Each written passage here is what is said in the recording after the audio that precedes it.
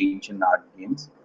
And we have our in-house expert parent Roopa Prasanna, and she's been with our community for a long time. And she used to do a lot of Subhashita, Sanskrit, and small storytelling sessions, slokas in the past. Hi Roopa, good to see you. Please take over from here. Namaste everyone. A very good morning to one and all.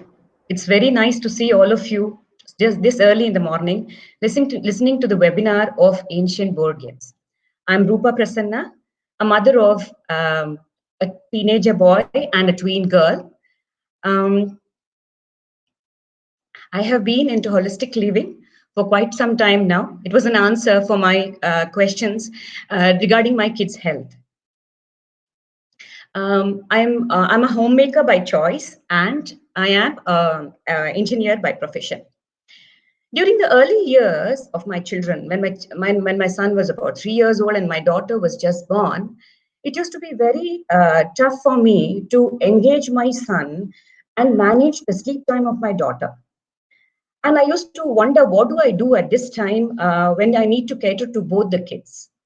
The answer to my question came in the format of an article in a magazine, a local magazine, Kannada magazine, Taranga, written by Krida Kaushalya, and which is in Mysore. They stated about 21 board games, different board games of India, and how it helps the children to strategize and other benefits of the board games. Now, it so happened that we are facing a lockdown due to COVID-19 this time. Do you know when we faced a similar kind of a self-imposed lockdown few years ago? I can say few decades ago. It was when the two tele mega serials, Ramayana and Mahabharata, was casted on Doordarshan.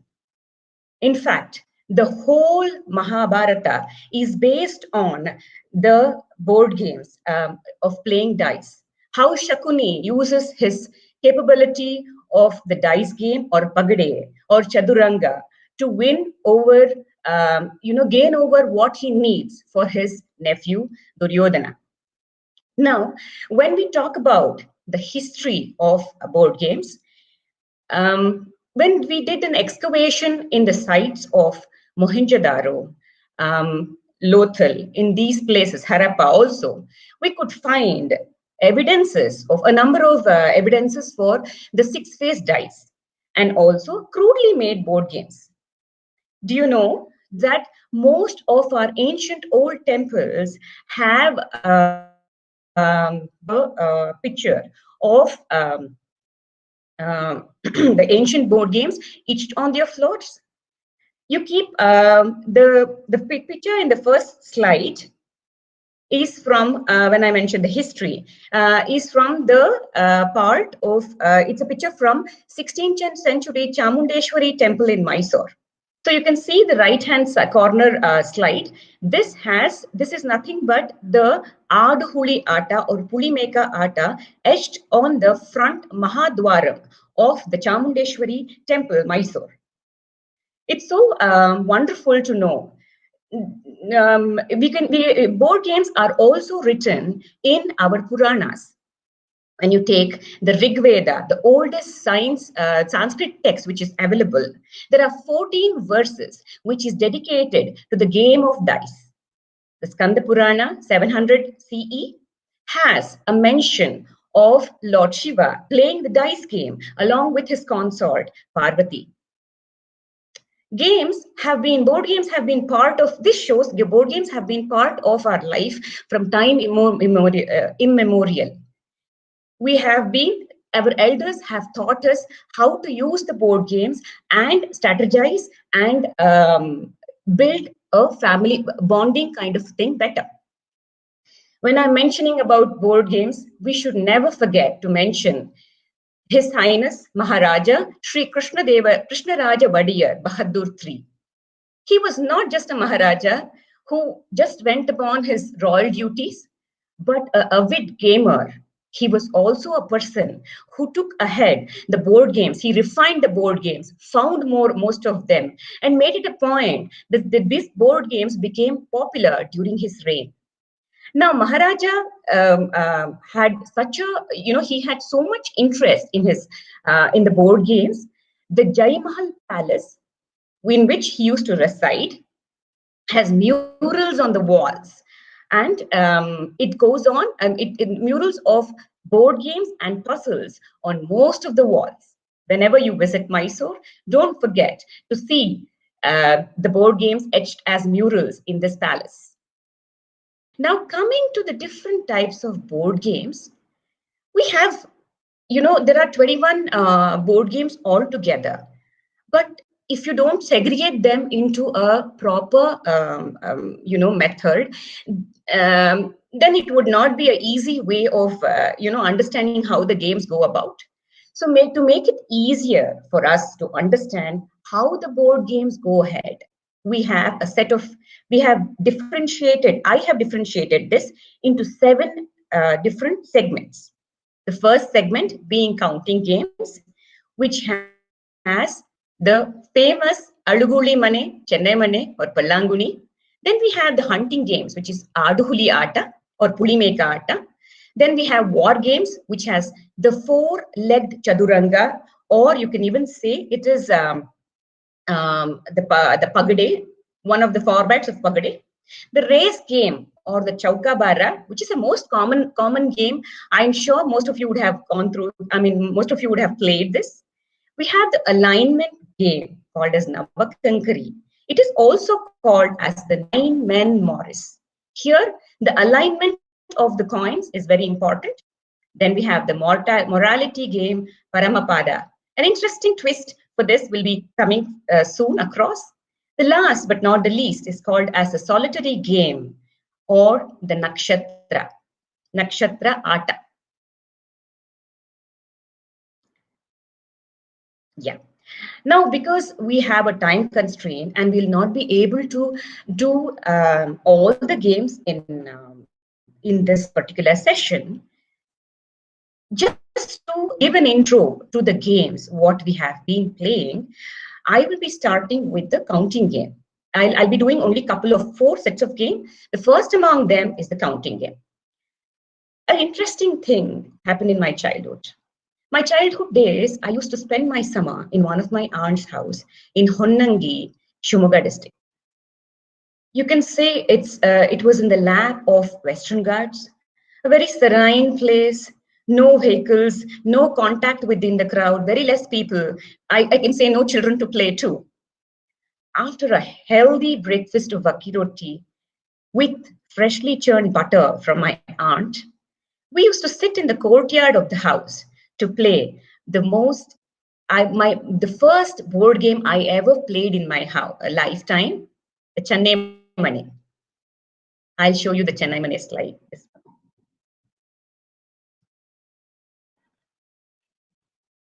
You can see the Chennai Money, this one here. This was the first board game I bought for myself as soon as I started, researching and doing things on my own, because this carried a lot of memory of my childhood. So to know how to play the game, you have to understand this is the board of the Chennai Money or the Chennai Money block. You will have to put seats here in this slots. The seeds can be of anything, usually a tamarind seed or Chennai seeds were used. Now, because if you don't get it, you can use any other seed. For example, even dry peas also. Now, there is 7 slot. You can say this slot belongs to player A. It's a 2-player game. I'm sorry, I forgot to mention. So it's a 2-player game, and there are 7 slots which has been given to player A, and this is the place where he stores his seeds. Now, this is the slot given to the player B, and this is where he stores his seeds. Okay. So now what do we do is, in the beginning of the game, we put 5 seats each in all these 7 slots, and 5 seats each in the slot of the player B. Now the player A has 5 into 7, that is 35 seats, and the player B also has 35 seeds. Now, one of the players will start picking up the coins and he starts to go in the anti-clockwise direction, putting the seeds. Once his seeds get over, say he started from here and he goes 1, 2, 3, 4, and 5, he picks up this next set of seeds, the 5 seeds, and he goes continuously the same way. Okay, he continues this until he finds an empty spot. See, his empty spot was here. Then he swipes up the empty spot and picks up the seed on the next pitch and the opposite pitch. So this will go into his storehouse. Say player A is playing. Similarly, player B goes around his anti-clockwise direction and picks up the seeds when he encounters an empty spot in the opposite this one, and stores it in his store. Okay. Now, saying all after this, once all the slots are empty, you need to count the seeds in each storehouse and figure out how much seeds are there. So one of the players will have more seeds and the other player might have lesser number of seeds. So what we need to do is the player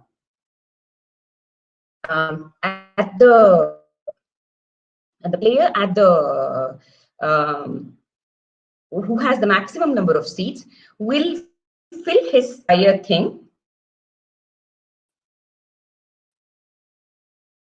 And then he needs to understand that the player who has lesser number of seats will fill his how many ever seats are available and leaves the other 3 whatever pits are remaining as dead pits. They're considered as dead pits if if player B doesn't have enough number of seats to fill it. This goes on and on until the player no longer enough seats and players became pauper. The benefit of this game is it teaches you, first and foremost, it is very good for mathematics of a very young age. One of my son's teacher, a mathematician, she helped kids learn multiplication table use such a one thought. The kid will be able to understand why 7 times 2 is 14 because there are 14 seats in his pits. So do try with this wonderful game. I think so it will be very helpful. Now, moving on to the next slide, which is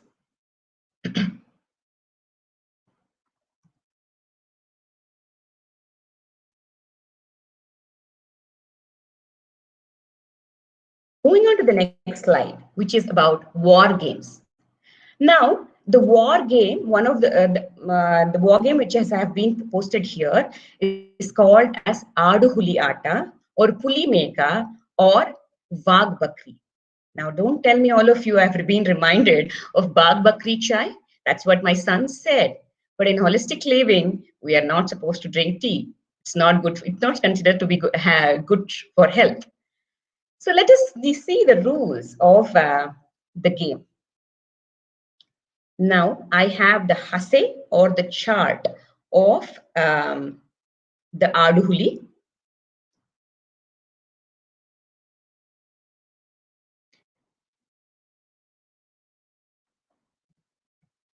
Subhash, can you help me with that? Thank you so much, Subhash. So you can see the hase of the Aadu Huli. This is how Aadu Huli the hase or the board looks like. Now, there are 2 sets of coins. Other than the chart, there are 3 tigers, 3 pawns which represent the tigers, and there are 16 pawns which represent the when you start games, it's a 2-player game again. When you start the game, you need to place, say this is the tiger, you need to place the tiger in 1, 2, and 3 position. 1, 2, and 3. These corners, you have to always place the coins in the corners or the junctions of the of the board. Okay. After that, after you place 3 tigers, you have to include the goats, that is this bronze coin, one by one into the board. Now the strategy in this game is about how do we place the game in such a way that the tigers don't what to say bring down the goats. Okay, so the tigers are basically placed here in these 3 corners. The goats will be placed one at a time. Okay, the tigers are allowed to move immediately. They are allowed to move immediately after you start the game, after the goat comes into the picture. But for the goat to move one place, it needs to have all 16 pawns or the 16 coins on the board. These are the coins what I'm mentioning. All of them should be on the board. Once they are on the board, then only we will be able to move one by one. Okay. Now, one more thing what we need to understand is when the tiger is in this point and the goat is in this point, okay, and there is nothing here in this place, in this particular corner, the tiger will jump over to this place and take the goat away from the board. Once the goat goes away from the board, it cannot return back to the board. Okay. The rules are basically the tigers are allowed to jump over the goat, but the goat has to move from one place to the other. Only one place at a time it can move. It cannot move 2 places. And one more important thing you have to notice is the tiger, if it's here, it cannot jump over to this corner, or the goat cannot jump over this corner. This is you. If you have to move, then you have to come this way and come to this point itself. It is not the intelligent part of this game is a lot of strategizing. You have to think 2 steps ahead to see how to place the goat so that the tigers are not able to take it out from the board.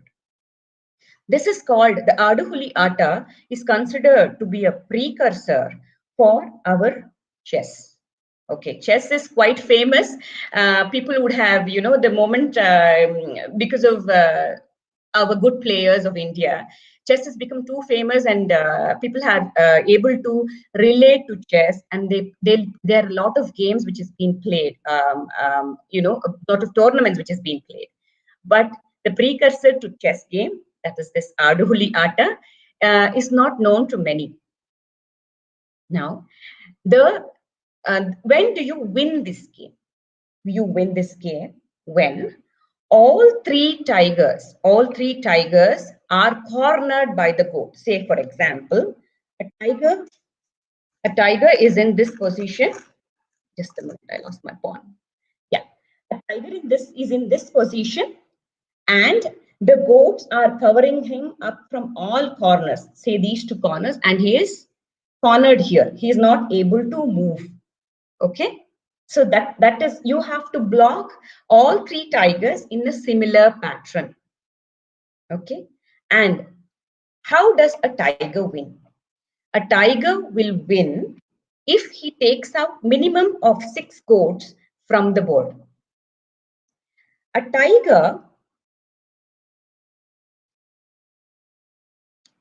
goat can move 1 step at a time, and a tiger also can move 1 step at a time. He will jump over the goat to take it out. The goat will be here. He will jump over this place to take it out. Okay. Now, the main benefits of this Adahuli Ata are it helps in strategizing and analyzing the game and understanding how to coordinate and see 2 steps ahead of what is happening and things like that. More importantly, The moral in this game is united we stand, divided we fall. See, such a wonderful thought is being inculcated in the kids in such a mild and subtle way. Is it not interesting? Don't you think we should start off playing Aduhuliata? Definitely. The PDF and the details of this particular ancient game slide will be shown, will be given to you in the end of the slide and a little bit later. Join our WhatsApp groups for notes of this session if you are more keen on doing it.